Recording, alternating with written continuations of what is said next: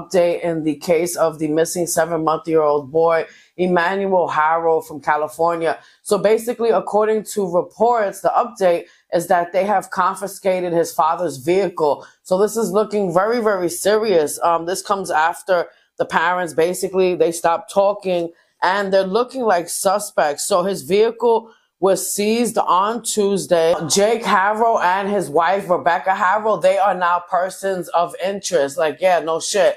So they are persons of interest in this case, obviously, because Rebecca, who a lot of reports are saying she's a stepmother, but they're also saying she's the mom. So it's kind of conflicting and confusing.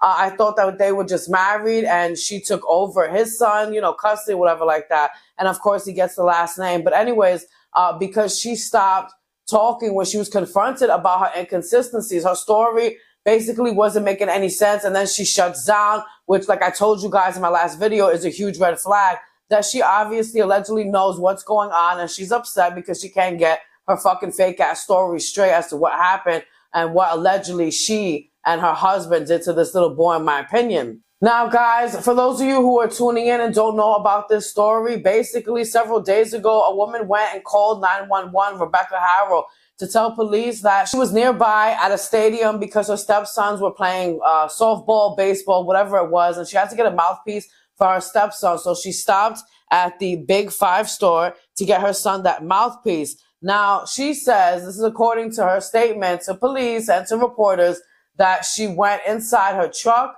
back inside, and she decided that she needed to change Emmanuel's diaper. And when she did, a man, all she heard was hola in Spanish. All right, somebody saying hi in Spanish, a kidnapper. That makes no sense at all. If somebody's going to kidnap you, I don't think they're going to alert you to the fact that they're going to fucking kidnap you. She was punched in the face so hard where she was unconscious. And then when she woke up, the baby was gone. The baby was missing. There's no cameras in the area. So yeah, good job. Good job there. If you guys know what I mean, of whatever was allegedly pulled, because this area happens to have no cameras. So it's like, wow, what a coincidence. For these parents, to me, are putting on a fucking act. A lot of very huge flags. The fact that they couldn't cry during this, you know, news press and shit like that. Their emotions, they were trying too hard, her breathing in and out, her not crying herself. There was no empathy shown. And they also both used past tense. He was a good boy. He was. And I told you guys, that's another red flag, because in their minds, they're speaking about him as if he doesn't exist in the present, you know, moment, time. And that's horrible. We see that a lot in cases where it doesn't end good. I also told you guys that the father was convicted and served, all right, jail time for child cruelty. And he's heading to court in September, and that's for weapons possessions. Now, I didn't know that in my last video when I was telling you guys. So this guy is really, really dangerous and shouldn't be around children, not only because of the child cruelty conviction that he has, but also he has a thing with guns and shit like that. Possession of them when he's not supposed to have it. He's on probation. The mother stopped talking, but according to the father's lawyer, he's saying, listen, my client is cooperating with police and giving police every bit of information that they need and stuff like that. Oh, one more thing, guys. A fire broke out across the street from the Harrows. Yes, an entire house went up in flames.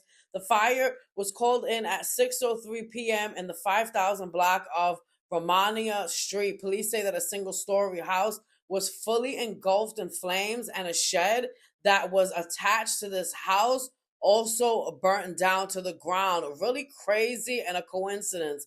But according to authorities, there is no connection to the missing boy at this point. They also brought in cadaver dogs, and one interesting thing I want to share with you guys is that a former FBI official, according to him, when they bring in cadaver dogs for a missing person, missing child, whatever it is, in his years of experience, he says this doesn't look good at all.